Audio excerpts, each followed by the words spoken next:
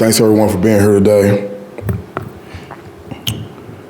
We had a special environment in the woodshed Friday night. The crowd was unbelievable. The student section was electric. You know, the band was the best as usual. You know, the dance team, the cheer team, Sparty, everything was at a high level. It was very impressive, and we really appreciate that. And that's the type of atmosphere that is a winning atmosphere in the woodshed. So, and we're just getting started with that, and so I believe it's only going to get better. We want to make the woodshed, Spartan Stadium, the toughest place to play in the country, and there's no reason why we can't. There's no reason why we can't do that. You know, obviously, congratulate Jacoby Windmon for his awards that he got. For he had an outstanding game. You know, with his sack production and just the way he played the game, it was very high motor. Showed a lot of skill, played hard. You know, he's a very unselfish player. You know, you talked to him Friday night after the game, and we asked him to move to defensive end a couple of weeks ago, and may not even have been that long. And you know, he said, "Coach, whatever I can do for the team, you know, I'm willing to do that." And he did it. And I mean, the first practice we had at defensive end, you know, he made the first 3 plays of the period in the run game. So and he's a really good linebacker as well. He's versatile, and you know, he's the type of guy that you can win with. You know, our program is built with guys that are unselfish, hard-nosed football players that are team guys, and he's certainly that. You know, Snow's going to be out for the year, Darius, and so you know, we feel terribly for him. He's worked really hard and is playing at a high level, but he won't be with us for the rest of the season. You know, X is you know, he's sore, and so we'll just have to see, you know, how he comes along with his treatments and things like that. But you know, he'll be ready when he's ready. I told the players, do not talk about your injuries or anyone else's, and I'll handle all the injuries with the players. That's what I told them again today. That's not the first time they've heard that. In the game, what did I see? I saw some good things in the game. In all 3 phases: offense, defense, and special teams. Some you know, bright spots. We have weapons on offense. You know, we're able to run the ball a little bit. But you know, we have some guys that, you know, they can make some plays, you know, at every position, and you know, we have a line that's, you know, just willing to get after it, and they're very well coached. Defensively, you know, we've got some guys up front. They can play, and you know, in the front 7, and secondary is learning how to play a better brand of football as we go. And special teams, also we have, you know, returners that can make plays, and we have guys that can run and hit, and we have good specialists. You know, we're just too inconsistent right now with what we're doing, and you know, some of the things, even though there was some good things that we saw out there, I saw out there on the tape, our overall play was unacceptable. You know, so you know, we're back at practice. We're back at practice today, this morning. Just finished up a little bit ago. And we're just challenging everyone in the organization to you know, to get uncomfortable and attack this week, and we need to get to the next level of our intensity, and we need to prepare to play 60 minutes this week. You know, not 10 or 20 or playing spurts. We just have to raise our level of intensity of what we're doing, and we have to attack everything that we're doing. You know, when we went up 21-3, you know, that's an opportunity for us to, you know, execute more. You know, play harder, play faster, hit harder, less mistakes, be assignment sound, and we didn't do that. And so, we can't be seduced by any measure of success that we have. And so, when you go up 21-3 and then you don't continue with the momentum and do some things, then that's a problem. So, we're addressing that with our players, and as coaches. I mean, it starts with me and the staff, and then the players. We have to communicate to the players on how we get things fixed, and so that's a big part of what we talked about this morning. We have we had a couple guys that cramped up in the game, which is unacceptable.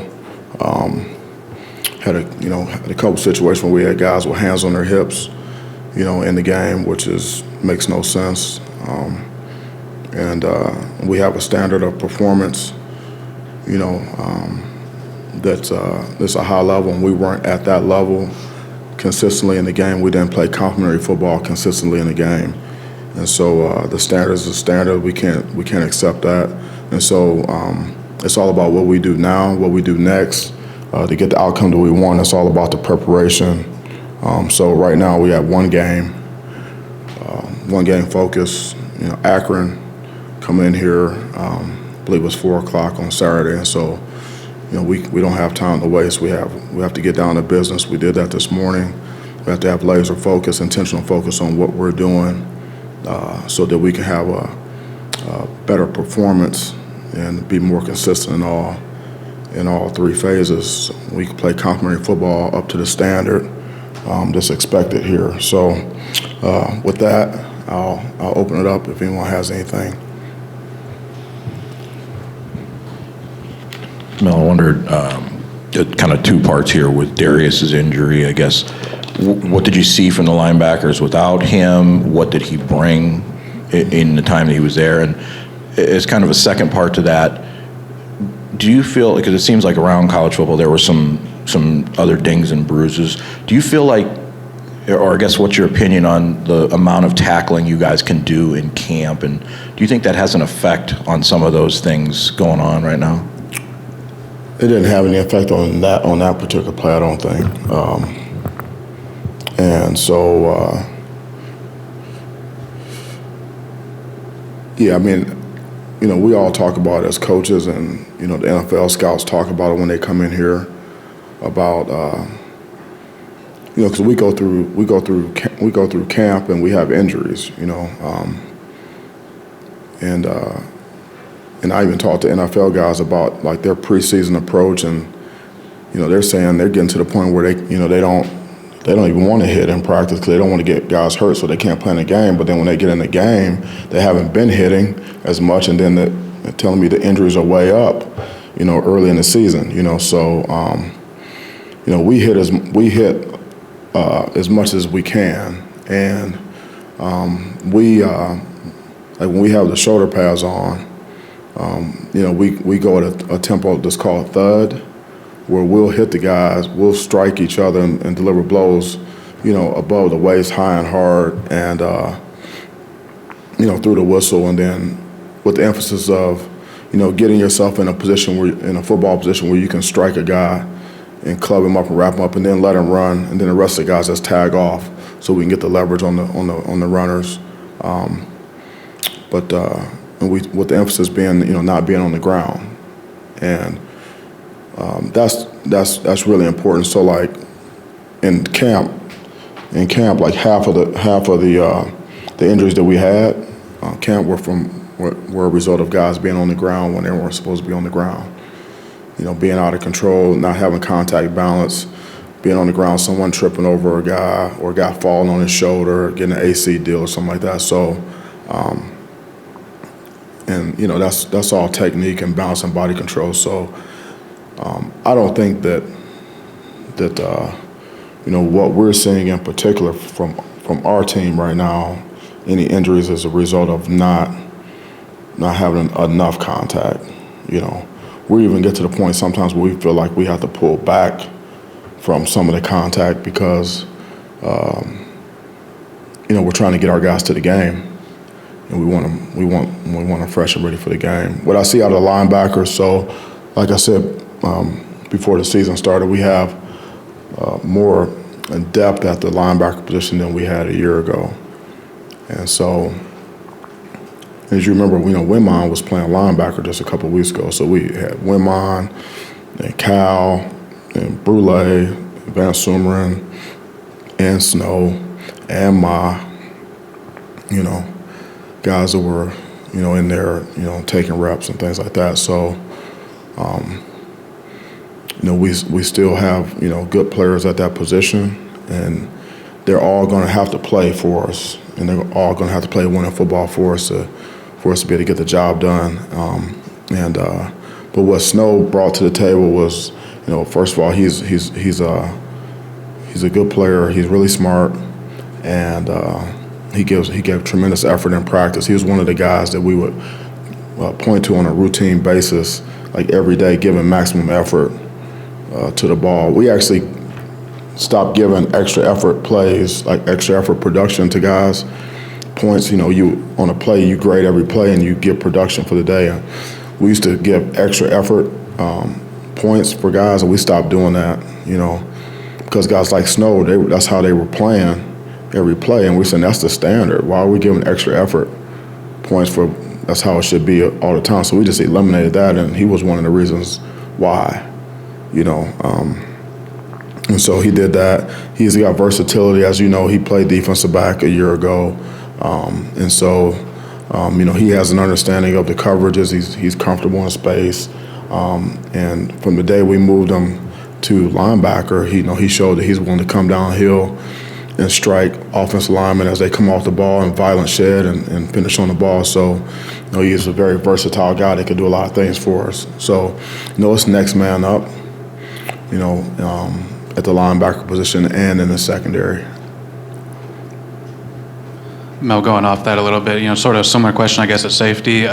Who are those guys? What did you think when you were able to watch the film of Kendall getting in there and Jaden getting in there once X went down? And just what does that look like and having to get those guys prepared? Yep. Well,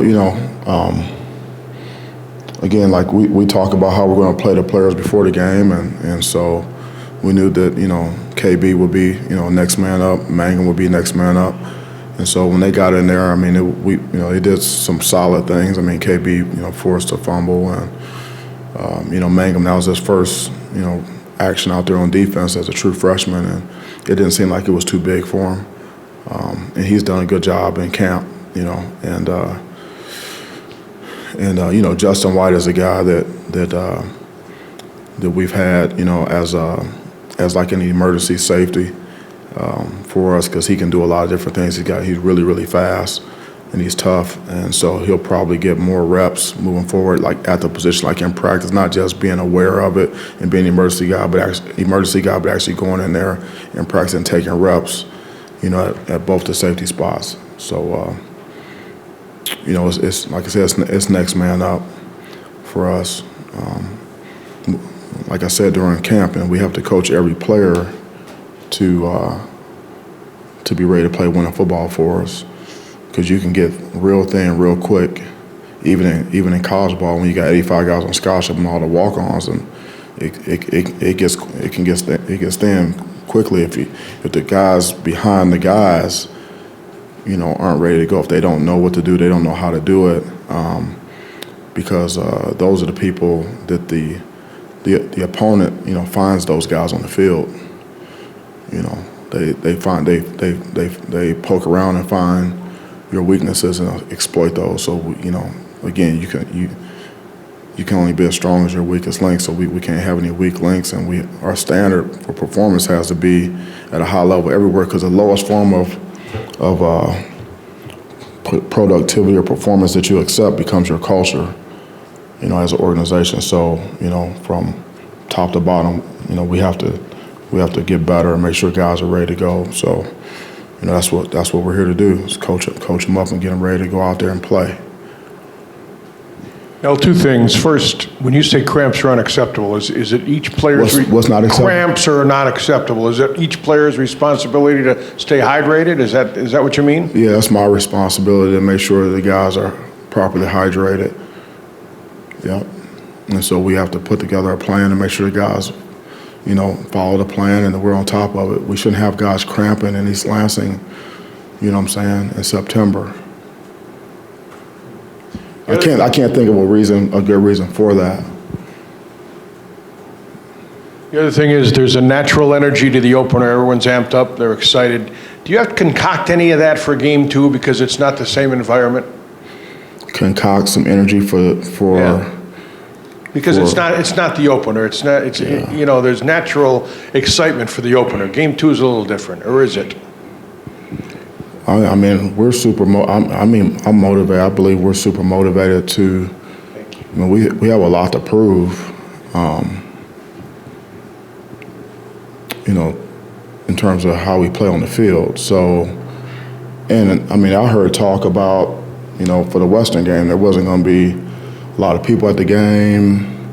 It's a holiday weekend. It's Western, and I didn't see that type of environment, So, I would think that our fans and our students would show up and be ready to go.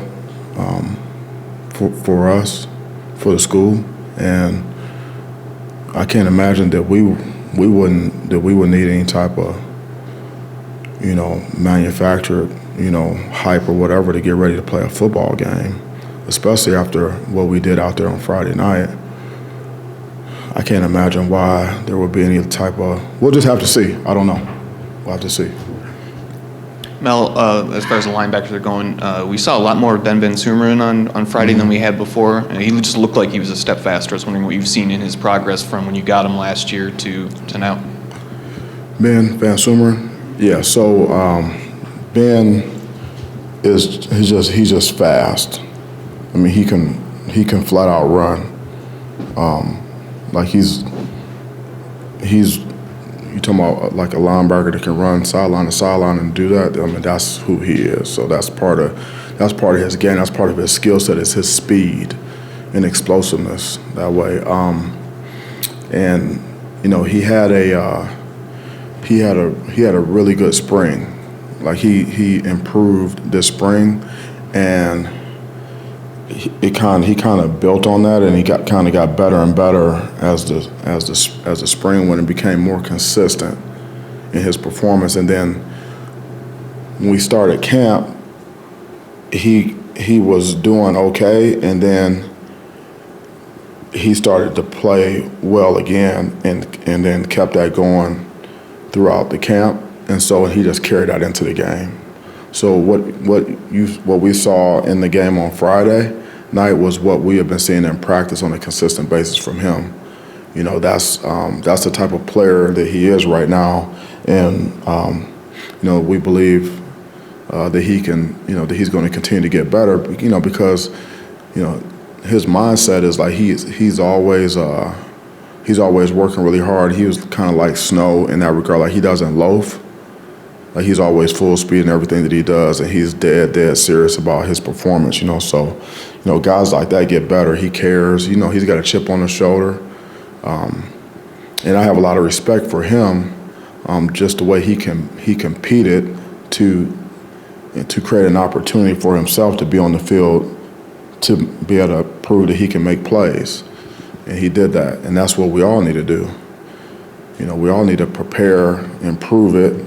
And then when we get the opportunity, then take advantage of it, and then not be seduced by success, and use that as like motivation to want to do more, not less. So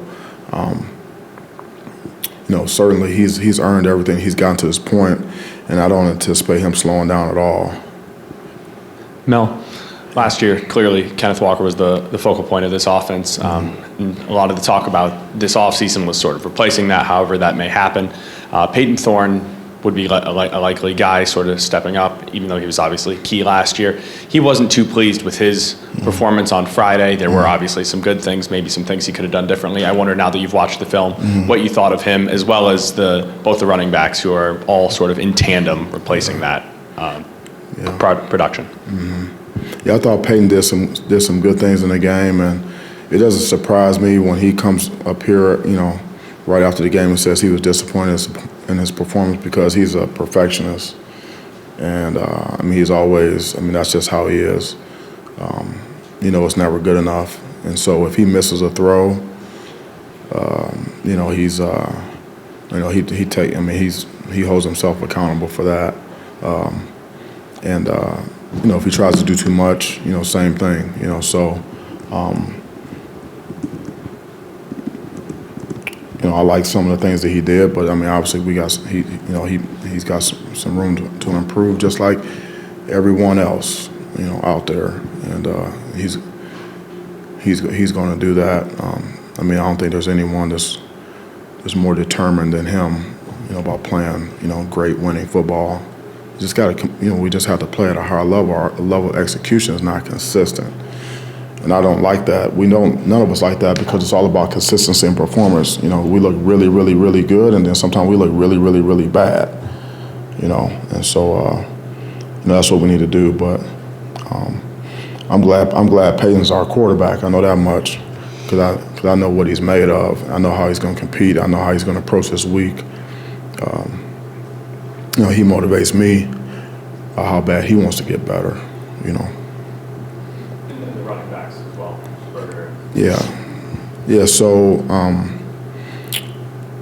I think you can kind of get a little bit of a picture of like what our plan, you know, was going into the game, was to, you know, use both backs and, you know, and run the ball some, you know, and, you know, have our play action and take our shots and things like that. And when you look at Berger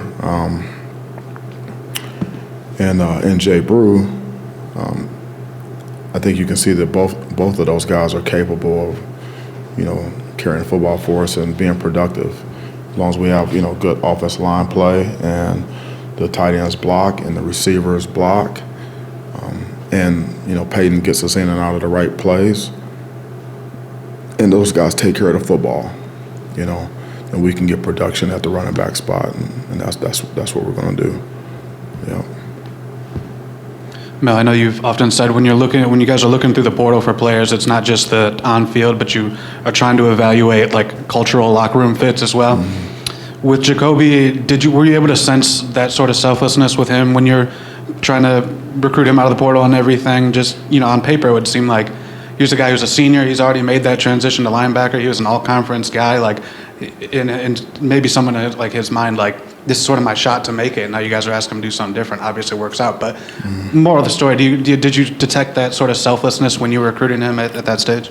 Yeah, I mean, he you know, he was a guy that he was just hungry with a chip on his shoulder, and he wanted an opportunity to do something, you know, and so.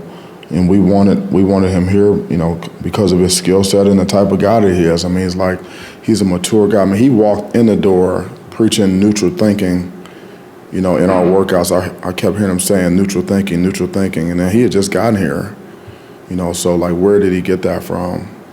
You know, the guy, he studies, you know, he pays attention, you know, he knew what he was getting himself into, and like sometimes. Like you have to trust the process, and we talk to our guys about that. Not, you know, trusting the process and attacking the process. It doesn't do us any good, okay, to recruit him, to bring him here, when we know that he wants to come here because he wants to better himself as a football player, and he wants to win at a high level. It doesn't do us any good to put him in a situation where he can't be successful. That doesn't help us. That doesn't help him. That doesn't help our recruiting moving forward. You know, it doesn't make any sense to do anything like that. So, like I said, when we sit them down and have a conversation and say, hey, here's the situation. Here's what we're thinking, and this is why. Okay, and here's how this benefits us, and here's how this can benefit you. You know, and then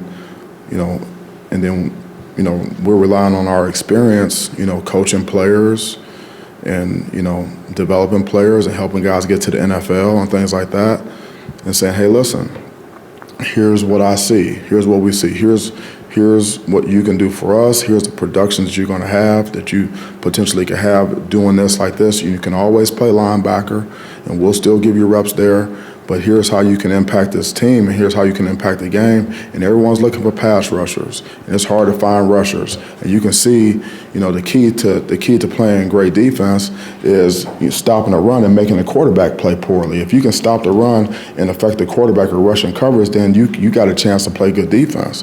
And if you can get pressure with 4 guys and not have to bring additional guys, and leave guys hanging in the back end, things like that, or then you can pressure on your terms, and not feel like you just have to pressure to get to affect the quarterback. So you can mix coverages, you can do different things, and you can see where he can do it. He's not the only one that we have. I mean, we have Brule out there. Brule's one of our best rushers. You put him on the edge, and he's making plays. I mean, we got to put guys in position where we can say, hey, listen, trust the process. We wouldn't put you in this position if we didn't think that it was going to be a good thing. And yeah, I mean, hey, we're dead serious about winning football games here at Michigan State and doing what we got to do for the green and white. But at the same time, and that comes first. That's above any coach, any player. Michigan State, what's best for the team, okay? But beyond that, we're trying to make sure we want to help our guys get to whatever level of football they want to play. And so, hey, if you can play stack linebacker, you can be a 3-4 outside linebacker. There's a third of the teams in the NFL, they're playing 3-4. They're looking for outside linebackers, the guys that can set the edge in the run game and guys that can rush. They're looking for big linebackers that, that can come downhill and strike offensive linemen and guards. And so you do all that, and everybody's looking for guys that can rush and not just third down, first, second, and third down. You're not just third down rushers. And so, you're the complete package. You're not going to be a jack of all trade and master of none. We're going to make sure that you can proficient at rushing, and when you do play stack linebacker, then you can be a good stack linebacker. So when the scouts look at you, they're going to say, hey man, this guy's one of the best rushers that we've seen. Hopefully that's what they'll say, and the guy can set the edge in the run game. He plays hard.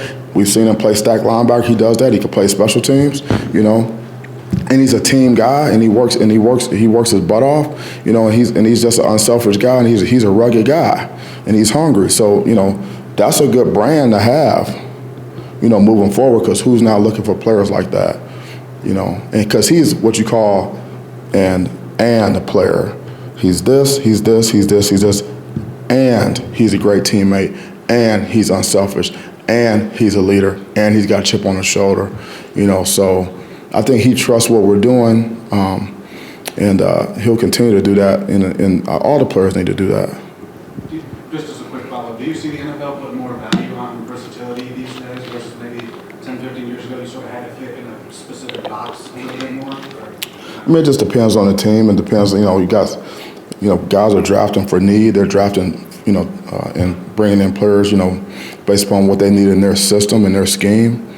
So the more you can do, the more people that are going to be interested in you, and so and that includes special teams value as well, So, but you have to be good at what you do, and then the NFL is a projection as well. They're projecting, hey, if we get this guy in our system to do this, he's going to be this type of player now, 2 years from now, 3 years from now. He's going to be a starter. He's going to be a back. He's going to be a backup. He's going to be a starter. He's going to be a teams guy. This is what he can do based on what we've seen him do, like in his college production, things like that. And so, when you show that you can do these different things at a high level on a consistent basis, again, that can only help you, as long as you're consistent in what you're doing.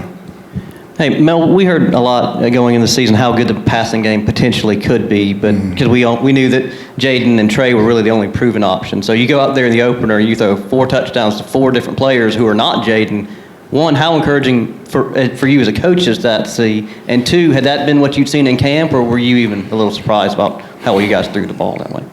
No, great question. We weren't surprised by anything that we saw, just because we see these guys every single day.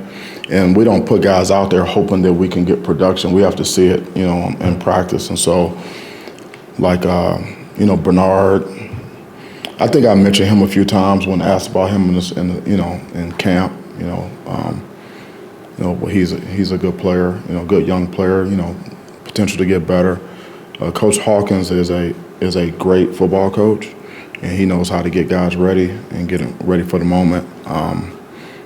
Everyone was talking about Keon all camp, so I don't think there was any surprises there. There's nothing that he did in the game that he hasn't done in practice. We know Trey Mosley is very, very consistent. He's a really good player. I'm not going to say that he's an underrated player. Because we appreciate him and we know how good he is and what he can do for us.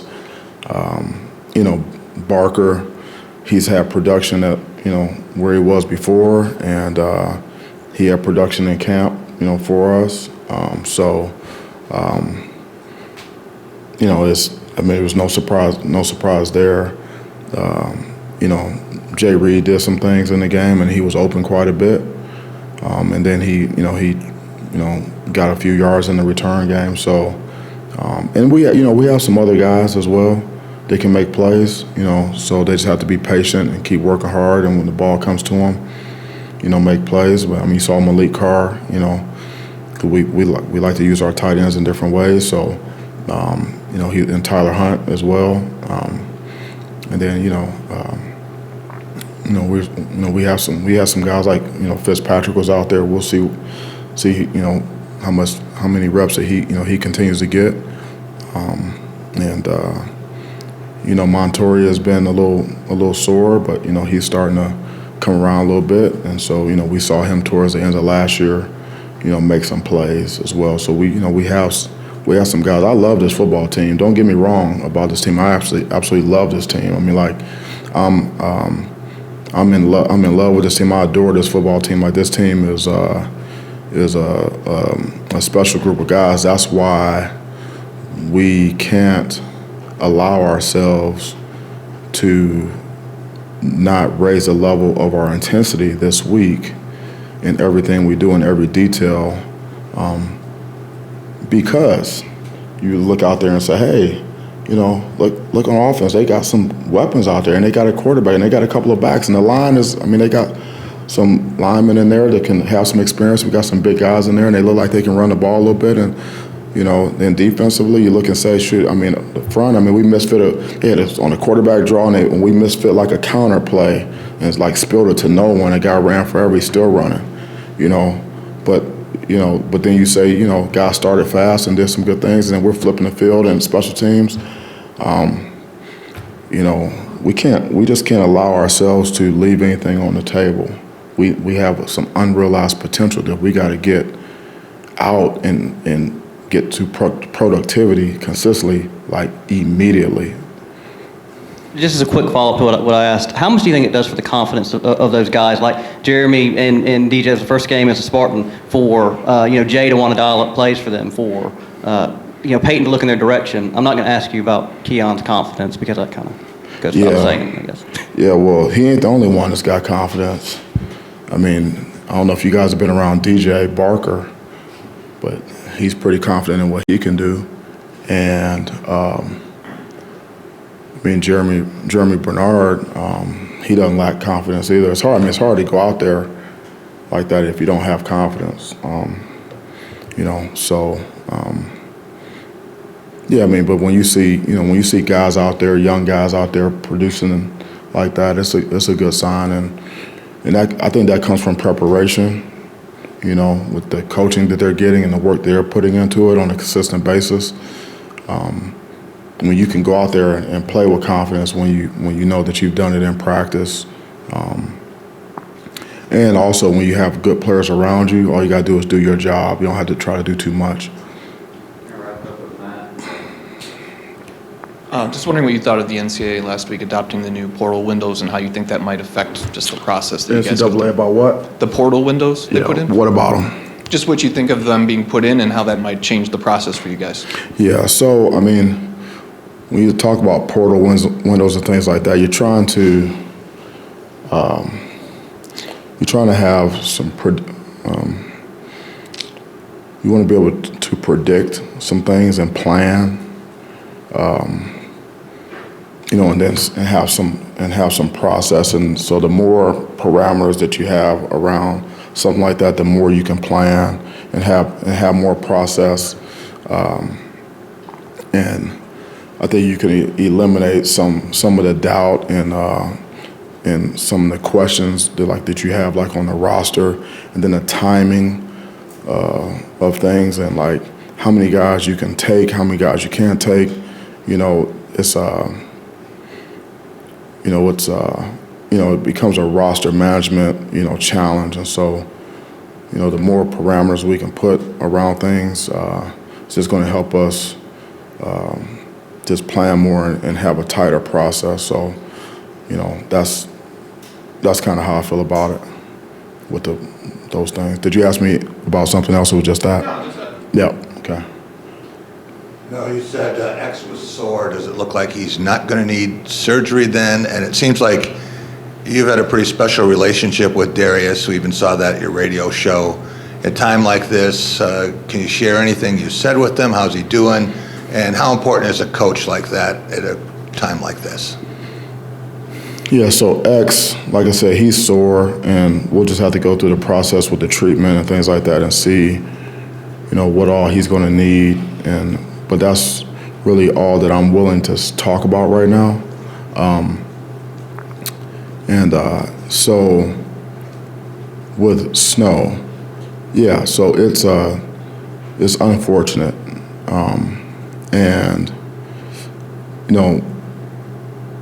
the only thing that I said to him, after the game when I saw him, as I was leaving this press conference and headed back to the locker room, I told him I talked to his dad, and it's good when you got pedigree like that, and his dad. I said, it's just told his dad, and I played basketball against his dad, and when I was in high school, and I was like, yeah, man, it's just unfortunate, he's doing such a good job. And his dad told me, he said, that's just a different type of work that he has ahead of him, a different type of work, which is true.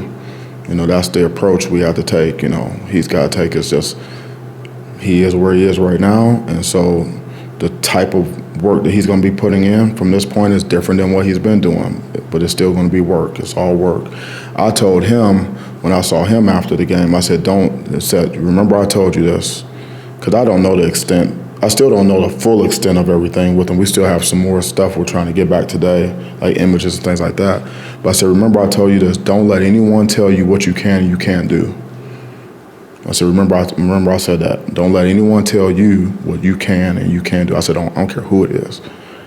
And so, we're just going to, injuries are part of the game. It's very unfortunate, so we, but, we're going to chop. He's going to chop. We're going to chop with him, and we'll see, see how things turn out. I wouldn't count him out. I mean, he's just too good of a guy. He's got too much of the it factor, and he's got the pedigree. It runs deep in his blood. I'll leave you with the two separate parts here. First, you mentioned about Jaden. I noticed you pulled him from the kickoff returns in the second half after he went out. I wondered, one, if you keep with him, and two, if what you saw with Bernard and Broussard back there. Mm-hmm. And then the second question is kind of what you saw with the offensive line and their blocking, particularly in the fourth quarter when things started to roll a little bit. Mm-hmm. Yeah. No, like I said, with Jay Reed, we're going to put the guys in position to give us the best chance to win games. And that's what he does. I mean, he's a receiver, and he's a return guy, and he's very, very good. So and he keeps telling me he can play corner too. So. He wants to play football, but we're going to play as many guys as we can, and guys have roles. I mean, I think we play like 20 guys on defense or something like that, play a lot of guys on special teams. So I really didn't see much from those other guys in the return game, but obviously they're very capable. You see what type of athletes they are and what they can do, and they have speed and burst and things like that. So. What else? The offensive line. Yeah. And particularly the tight ends, too, on the edge. Mm-hmm. Yeah, so So the offensive line is improving, and I like what I'm seeing from that group, from where we were in spring and having all of the injuries and things like that, and not having guys even out there, and then seeing those guys like start to get back during camp and get to the point where they go out there and play it in a game, and some of the younger guys having to step up, or guys that not as much experience having to step up. I see a group that potentially can be what we want them to be, in the run game and in pass protection. Same thing with the tight ends. I mean, all those guys are willing blockers. They know if they don't block, I mean, there's just no chance for them to get the ball ever. And so they take pride in that. Same thing with the receivers. And so, Coach Cap is, he's one of those guys that, that you need to have on your coaching staff. He's one of those guys that, you need someone like him to coach your line, because he's going to get the most out of those guys, every single day. And whatever they can be, they will be, because he's coaching them. And he gets those guys to believe in the technique and the process and the grind and everything, and how hard you have to work. And so, like, whatever they can be, how good they can be, that's what we're going to get out of them. And so, and then, as the game went, we were able to get some push. And I think we got like 7 yards on Berger, like on his first touch. It wasn't like we waited until then before we get some push, but that 4th and 1 was a big play for us, and so but we didn't on both sides of the ball and on special teams, we didn't really accomplish what we wanted to accomplish in terms of physicality and wearing them down.